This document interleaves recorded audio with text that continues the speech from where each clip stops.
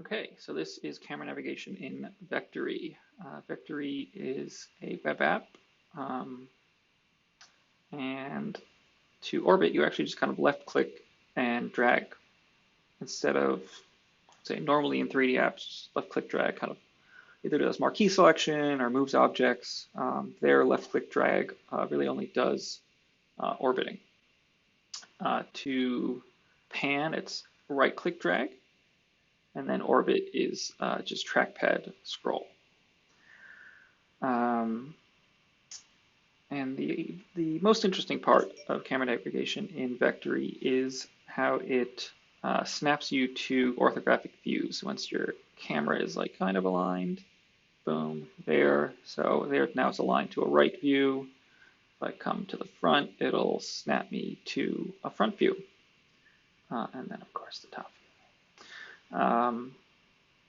And you have to really be aligned in both the horizontal and vertical axes. If I'm here, it's not going to snap. I have to kind of come down here, and eventually it will snap. But you can see if you were really trying to get to it quickly, let's see, I think I might have to pan over a little bit maybe. Boom, okay. So you could, I'd say it works pretty well most of the time, but it's you gotta get close enough. I haven't really found a way to make that better. There's no other ways that I've found. They do have this kind of orthographic toggle, but I think that didn't really work, did it? What's this here? That's a light. This is camera. Oh, I have two cameras. Camera view. Ooh.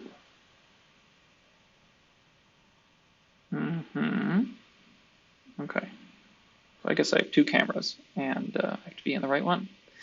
So this is perspective, orthographic. Can turn off this safe frame too. But then I have to exit the camera. So again, they have the idea of like a working camera and a render camera. But it'll do that snapping thing, I think, in both cameras. Let's go back to that camera view. Let's snap here.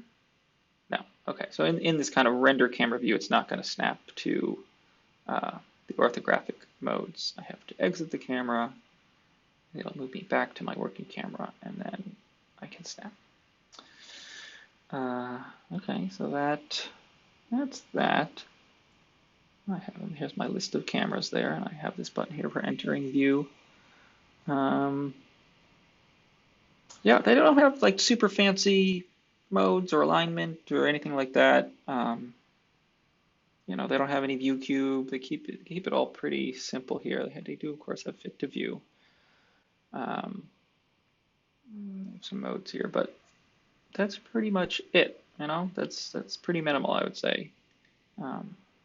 Just as you orbit, it'll always snap in that way, which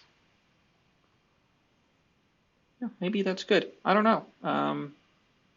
Maybe that works better for a modeling application than for a kind of like a scene layout render application. But even then, like, I have to pan and I guess even get it at the right kind of height. Ooh, okay, so that's how it works. It's kind of nice, and it does mean I can kind of focus in on a single object and kind of come up here and snap to a top view. But the lack of any indication is kind of strange. There's nothing here that tells me I'm in orthographic or perspective or in a top view or not. But maybe people don't necessarily need to know that. I don't know. It works pretty well here. Let's see. Let me snap here.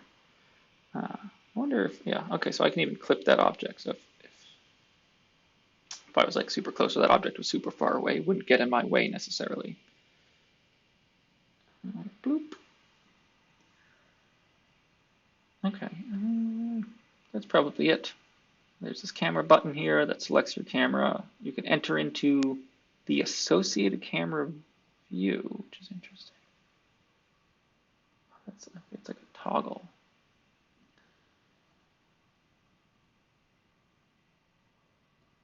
So just selecting the camera just highlights it. I'm in the view. I can exit the view by clicking there. There's two cameras. Each of them seem to have their own associated view. Yeah, so each camera is both a working view and a render view. And I can hide the other camera or lock the other camera. Let's see what these do here. Just kind of regular things. And then they have this big exit camera button. Okay, that's it. That's Vectary.